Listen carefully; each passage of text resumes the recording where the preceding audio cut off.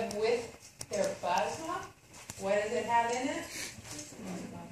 Antibodies, and which ones? Or ones? Anti-A and anti-B. So you're going to gluconate AB blood, B blood, and A blood. So it's not a universal donor of whole blood. Universal donor of plasma is AB group because it has no circulating antibodies. But you can't donate the red blood cells. Why?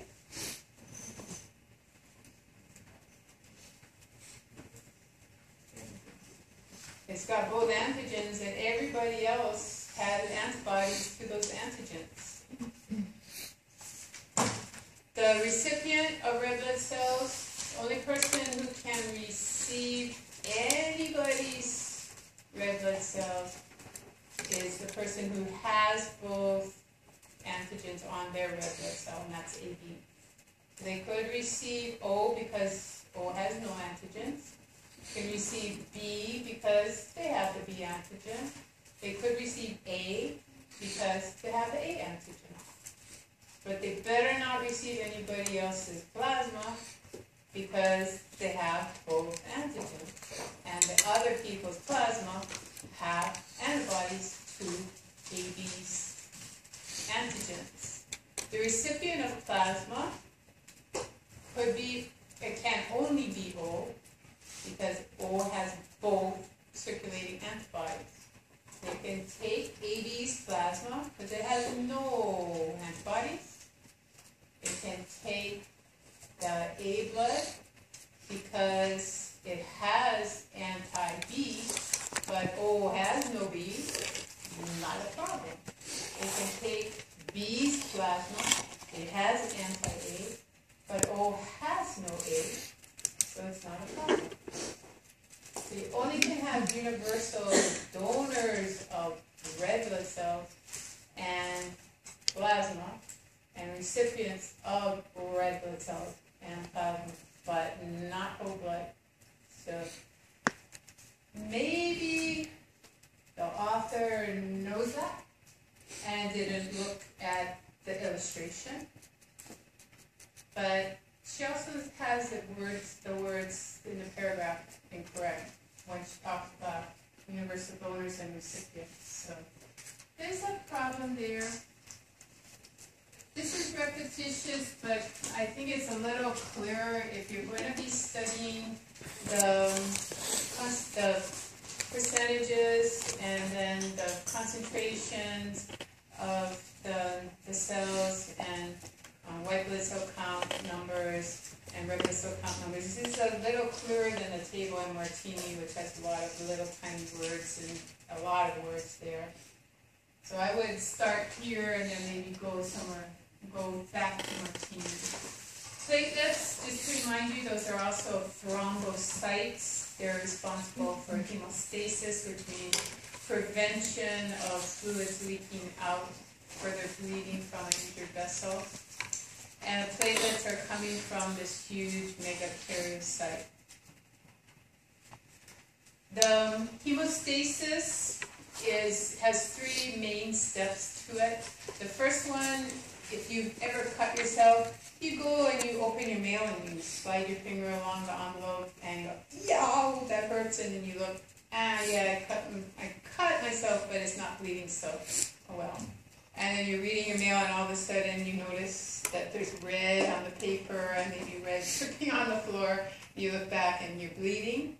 Well, initially when that slice happened, that pain, it causes a short-term vascular spasm, which is why when you look at your cut, you don't see bleeding because the vessel has spasm.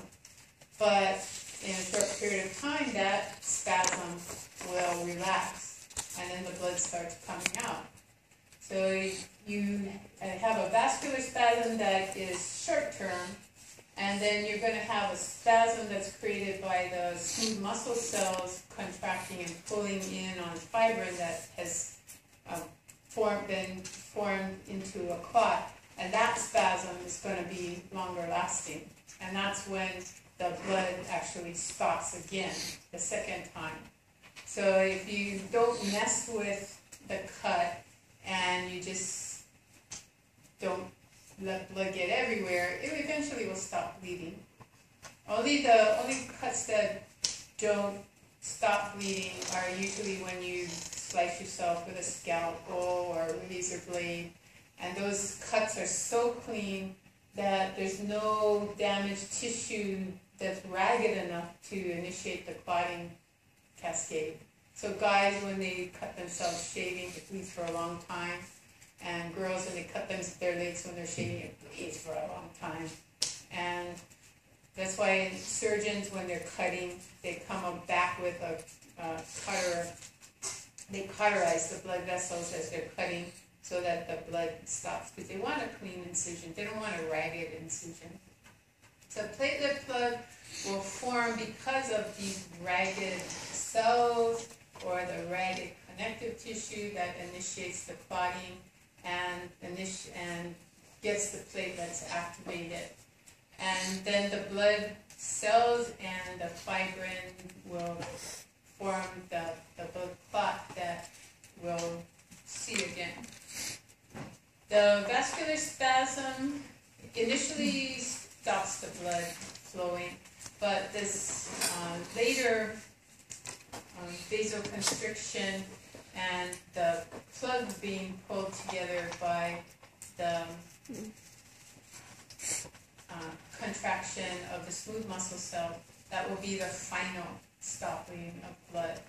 So the vascular spasm and then platelets start to aggregate due to the activation of the clotting cascade, which we'll see coming up shortly. And then a lot of chemicals are released. The endothelial cells normally release cells to prevent platelets from aggregating and to keep the blood vessels from their smooth muscle from contracting. And these keep the blood flowing nice and smooth. When the blood vessels cells are damaged, then they're not releasing those factors that inhibit platelet aggregation and keep the blood vessel dilated. So now things can constrict and platelets can aggregate. The final, when you get these things starting to stick together, then you get this plug form. So here we've got a picture. You've got the damage to your endothelial cells. Normally, they're releasing nitric oxide, which dilates your blood vessels, and prostacyclin, which inhibits platelet aggregation. If platelets get close to each other and touch each other, they start activating each other. So nitric oxide helps by keeping the blood vessel wide enough so platelets can't get too close together. And prostacyclin, well, if they get close enough together, if this is in high enough concentration, it keeps them from actually sticking to each other. But if you damage the endothelial cells and they're not producing this, then the prostacyclin will not be able to keep the platelets quiet. The blood vessel may start to constrict in this area, and the platelets start to get sticky enough to stick together, and then fibrin will start to stick to the platelets.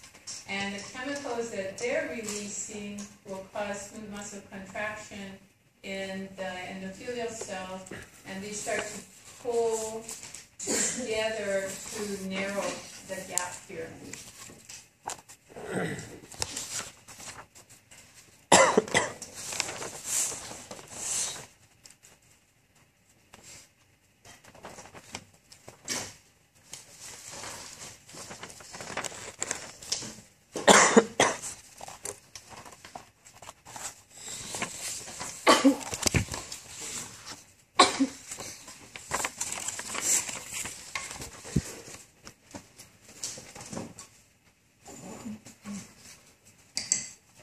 Hemostasis is a process that stops blood loss from injured vessels and constructs a framework for repair. It involves blood vessel spasm, platelet aggregation, and clot formation. In the vascular phase of the process, Smooth muscle located in the vessel wall constricts in a spasm. This may staunch the flow as a temporary fix. In the platelet phase, platelets clump together to temporarily fill the breach. They release substances that help prolong the spasm and attract more platelets. The coagulation phase is a multi-step pathway in which plasma proteins convert blood to a gel and form a clot.